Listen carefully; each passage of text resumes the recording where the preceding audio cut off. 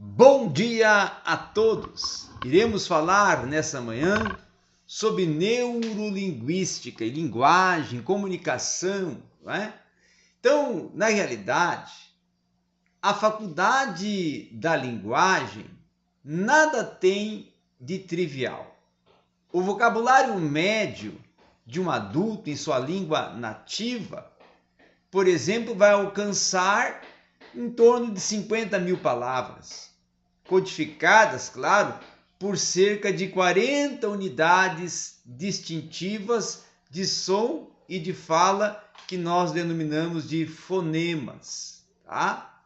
Veja então que tanto o vocabulário numeroso quanto o pequeno inventário de fonemas deveriam até ser, se nós pensássemos de uma forma mais processual e prática, tá? Deveriam até ser, vamos dizer assim, desfavoráveis à existência da linguagem no homem. Por quê? Porque temos poucos códigos para distinguir muitos itens, tá? E apesar disso, após um curto período de aquisição da linguagem, entre 2 e 3 anos de idade, nos integramos a uma comunidade linguística. E sem nenhum esforço até vai ocorrer essa utilização da linguagem com a maior naturalidade do que vai ser a oportunização do aprendizado de falar e de comunicar-se. Então, enquanto processamos a fala, chega ao cérebro, tá?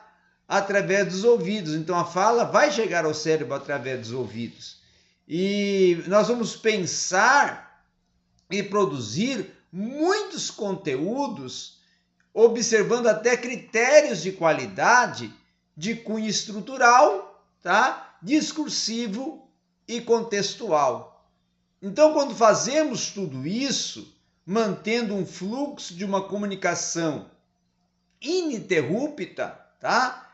Automaticamente, em uma velocidade média de, vamos dizer assim, 5 sílabas por segundo, ao contrário de uma situação até, vamos dizer assim, inusitada, sempre encontraríamos recursos assim cognitivos para vencer a enorme pressão do tempo imposta pelos padrões de comunicação oral. Então, para se dar conta do recado e para compreender o como se melhor comunicar, é preciso entender a palavra que lemos e a palavra que nos é verbalizada e que nos é processada, tá? Precisamos então assim acessar a nossa representação mental daquela palavra, tá? E ao acessar a representação mental daquela palavra, você precisa usar um complexo de estratégias de ativação, competição, supressão de conteúdos mentais.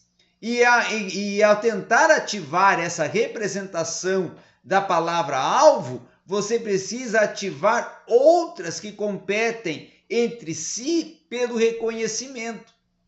E com isso, ao final do processo, aí a palavra-alvo sobressai, pois atinge ela o máximo nível de ativação e então ela se torna reconhecida e pode favorecer e alcançar o sucesso na sua comunicação. Então, esse processo de ativação múltipla, tá? Ele propõe a oportunidade de acontecer em você a palavra-alvo. A palavra que vai sempre se relacionar a múltiplos aspectos de conteúdos mentais. E palavra essa que vai ser uma palavra portadora de representações do som, de uma palavra que é o que nós denominamos de fonologia e também com seu significado semântico, tá? Ou seja, é dos pedaços que formam a morfologia que vai que vai produzir esse processo de como você desenvolver a construção frasial. Então, por exemplo, ouvir a palavra de determinado assunto vai ativar uma representação mental. Como, por exemplo, se você falar uma palavra de uma fruta, com uma banana, vai ativar a representação de uma banana. Se você falar a palavra engrenagem, vai representar uma engrenagem. Se você falar a palavra sucesso, vai representar em sua mente sucesso. Se você falar uma palavra conquista, vai representar na mente uma conquista. Mas se você falar uma palavra insucesso, vai representar um insucesso. Incapacidade vai representar uma incapacidade. Tá? Fracasso vai representar um fracasso. Então, use a palavra certa e a palavra-alvo que projete a sua mente para que, ao representar, a sua mente já não crie certos bloqueios provenientes da palavra que você produziu através do som que saiu da sua verbalização e que, claro, causou um impacto no seu cérebro através até do próprio ouvir dessa palavra, tá? Então, há também outras questões que temos que pensar, que são as estratégias estruturais para processar as palavras dentro das frases. Essas, inclusive, tentam antecipar a fala do interlocutor, tá? Para que a interação linguística possa ocorrer ininterruptamente, tá? Então, observe, por exemplo, o diálogo que alguém está fazendo, que muitas das vezes ele se perde naquele diálogo. Por quê? Porque houve uma interrupção e algo que causou uma certa desconstrução linguística, tá? Então, por exemplo, uma questão que você tem que pensar também é que o complemento, a verbalização e a interação tem que estar pré-ativada com o seu pensar, com o seu projetar. E, por exemplo, se nós estivéssemos monitorando as variações da atividade do cérebro de uma pessoa por uma tomografia, tá? De emissão, por exemplo, de pósitrons, tá? Ou uma ressonância magnética funcional, nós veríamos quais áreas, por sinal, que se tornam menos ou mais ativas metabolicamente a cada momento. Então, já que esses aparelhos são rastreadores e as variações são portadoras de uma circulação sanguínea cerebral, elas representam imagens construídas do cérebro em atividade.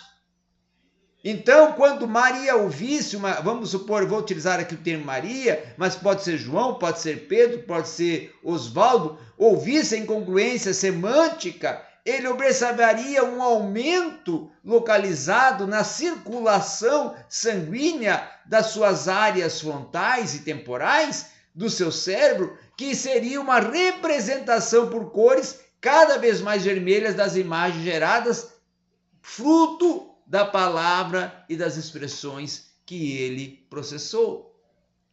Com isso, então, nós temos que pensar e considerar também que o mapa da atividade do cérebro de uma pessoa, ele é relacionado com a tarefa de tentar concatenar o verbo, certo? E vamos utilizar aqui o verbo comer, por exemplo, como complemento incongruente de um calçado, uma sandália, tá? Então é como se nós viéssemos a tirar, certo? Uma fotografia de uma alta resolução da atividade cerebral e essa foto viesse a mostrar o efeito depois que a atividade linguística viesse a terminar, tendo em vista até que a concatenação acontece ela em milésimos de segundos, enquanto a chegada do sangue ela vai às áreas recrutadas para a tarefa e vai levar de 1 a 10 segundos. Então isso quer dizer que as técnicas ou as hemodinâmicas não têm boa resolução temporal, ou seja, mostram imagens, tá, de deslocamento do sangue. Por quê? Porque isso vai propor uma ocorrência de uma ativação elétrica que vai proporcionar uma origem. E essa característica dessa origem vão dar vamos assim, o start, vão dar a projeção para surgir as técnicas hemodinâmicas que representarão um sério obstáculo para a avaliação do processamento linguístico. Então, os eventos linguísticos começam a surgir. E quando os eventos linguísticos começam a surgir, nós vamos ver também surgir a atividade cerebral. E aí é que vai ocorrer questões relacionadas, inclusive, ao eletromagnetismo, tá? Ou seja, as técnicas elétricas magnéticas, tá? Que são poderosos instrumentos, tá? Até para monitorar essa ativação elétrica que é relacionada aos estímulos linguísticos, exatamente porque oferece uma grande precisão temporal e os impulsos elétricos no seu cérebro. Então, é a partir de um falar que é processado todo um desenvolvimento, imagem, cérebro, som, comunicação, interação, impactos, resultados e principalmente ativação do cérebro em referência à palavra pronunciada, ao pensamento executado e à ação desenvolvida através até da própria reflexão e contração do seu espectro, ou seja, do seu corpo, do seu organismo e até dos seus músculos faciais. Obrigado a todos.